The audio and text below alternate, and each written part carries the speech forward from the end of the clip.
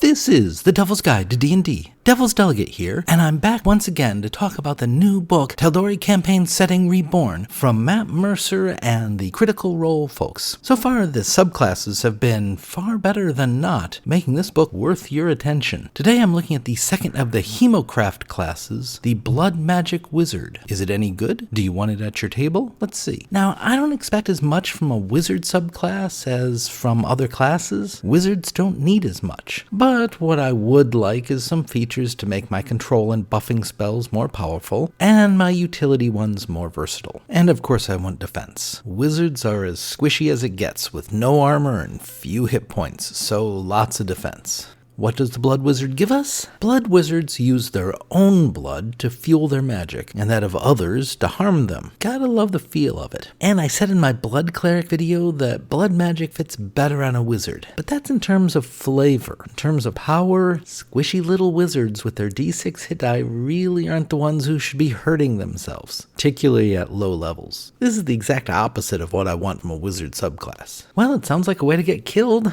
Let's see if it is. When you take this subclass, you get blood channeling. That lets you use your body as a focus for your spells, as long as you're wounded. Additionally, you can cut yourself instead of using material components for spells. My first question is, what do you do when you aren't wounded? Don't you have a focus? A component pouch? You get these at character creation, so why not just use your normal focus all the time? They're easy to get. I suppose if you lose your focus and can't get to a store, you can use this. Or if you're captured and they take away your focus. Though if they didn't hurt you, you'd have to hope that they didn't tie you up so you can punch yourself in the face to do this. As for the costly component, by which I assume they mean components that list a specific price, well, casting a crummy identify spell would be a 2d10 hit on the wizard. Not happening at the low levels where you might be short on cash to buy components. Chromatic Orb would cost 1d10 to do 3d8 to an enemy, and you're still using your spell slot. Casting Summon Undead would inflict 6d10 on the wizard, and Contingency would kill most any wizard with 30d10 damage. Remember, no one has fewer hit points than a wizard, making this too painful for normal use and unnecessary. Except under extremely unusual circumstances, you'll never need this. This is cute for flavor, but not good for effectiveness. Though, even for flavor, the damage cost to replace components should be lower just so you can do it sometimes. Since all this is doing is replacing a trip to the store, it wouldn't be overpowered if it cost less blood. I can write this off as an okay ribbon feature, since we get another feature at this level. That other feature is Sanguine Burst. You can spend your life to reroll damage dice. This is just the sorcerer's metamagic empowered spell, normally a so-so choice for a sorcerer. And if we're trying to keep some identity for the sorcerer as being something other than a limited wizard, I wish people would stop giving sorcerer stuff to wizards.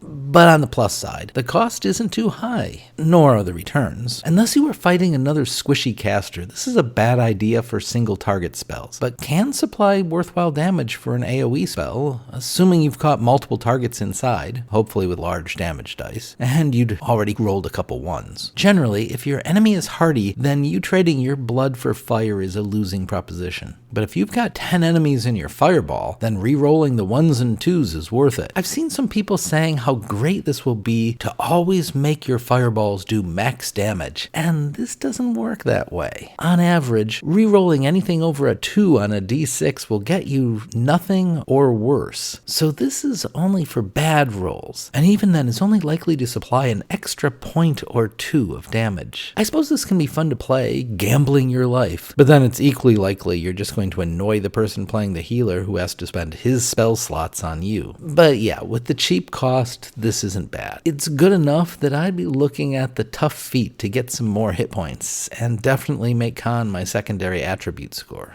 6th level gives you Bond of Mutual Suffering. Here we've got a revenge feature. Once per short rest, you can use your reaction to make a target take the same damage he dished out to you. Well, if this is a minion, fine. Or if you are again in a squishy caster duel. But in normal fights, some revenge damage is not what you want, as he'll still be standing when you're dead. A feature that stopped you from getting hurt, or moved you away, or controlled him so he couldn't do it again, those would be more helpful. This is just damage. That's the kind of thing you leave to fighters and rogues. You have better things to do, like using your reaction instead to cast shields so you didn't take the damage in the first place, or absorb elements so you took a lot less. Your reaction is worth more than this.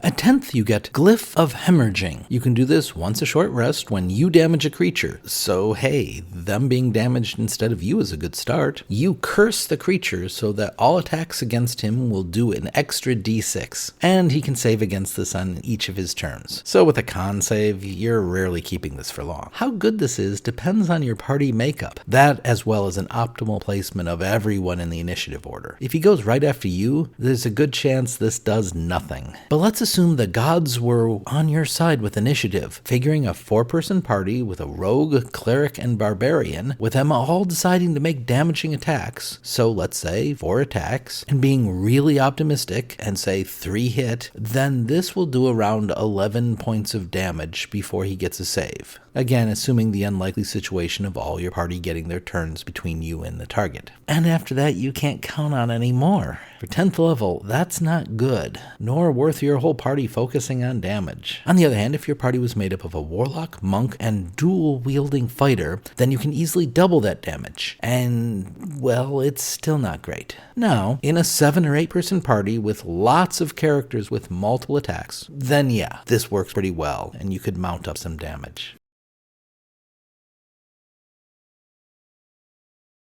Your final feature comes at 14th level, where it supplies Thicker Than Water. It gives you extra points back from spells and magical effects that do healing. That's not including spending hit dice during short rests, however. At 14th level, your proficiency bonus is 5, so when the cleric casts Heal on you to regain 70 points, you make it an even 75. Well, that lets you use Sanguine Burst another time. Now, if you were just knocked down to 0, and the cleric got you standing again using Healing Word, giving you 7 points, this would make it 12. And any hit you're going to take at this level is going to be doing more than 12. So the difference is worthless. This is just not enough healing. Not enough in general at this level. Well, unless you're playing the system. If you have a druid or a ranger with Goodberry, then this could make that first level spell heal 60 points. And that's good. Really good. The second part of Thicker Than Water grants you resistance to bludgeoning, piercing, and slashing from non-magical attacks while concentrating. I love some good resistance. However, the general word is that at 14th level and above, you're not getting hit with non-magical damage anymore. So this does nothing. Now, I don't agree with that. I think there's still some non-magical damage, so this could be useful. But yeah, most of your damage isn't going to be non-magical, bludgeoning, piercing, and slashing, so it's useful, but not that useful. Now, if you'd gotten this at first level, it would have been huge. But here at 14th, it's okay. As I said, I don't expect much from a wizard subclass, and this one met that expectation. The 2 higher level features are very good in the right party, but in the average party, they're giving you much less than they should. And at lower levels, Sanguine Burst is the only feature worth having. If you're choosing this subclass, then you want to be a blaster, tossing fireballs around. Now that's not the most effective wizard. A wizard excels by forcing an enemy to stand there and then letting the dumb barbarian wallop on it. But hey, if you like fireballs, then sure, blast away. But if that's what you want, we've already got the Evoker, who also has a feature modeled on one of the Sorcerer's metamagics. And the Evoker will do a better job of dealing damage without you bleeding for it. If you take this instead, it's because you really like the flavor of the blood sacrifice. And you better like it, because it's going to cost you. But if you watch your health, you'll probably get by with this. A wizard, after all, is very good just from the base class, and you don't have to be cutting yourself that much. And sure, I'd allow this at my table. It's certainly not overpowered, but I wouldn't recommend it to my players. So this ends up as not one of the better Tal'Dorei subclasses. It isn't terrible, but it's no tragedy bard. And that's it for now. I'll be back with another subclass review from the Tal'Dorei Reborn book. And as for now, I hear the Jameson Black Barrel calling to me.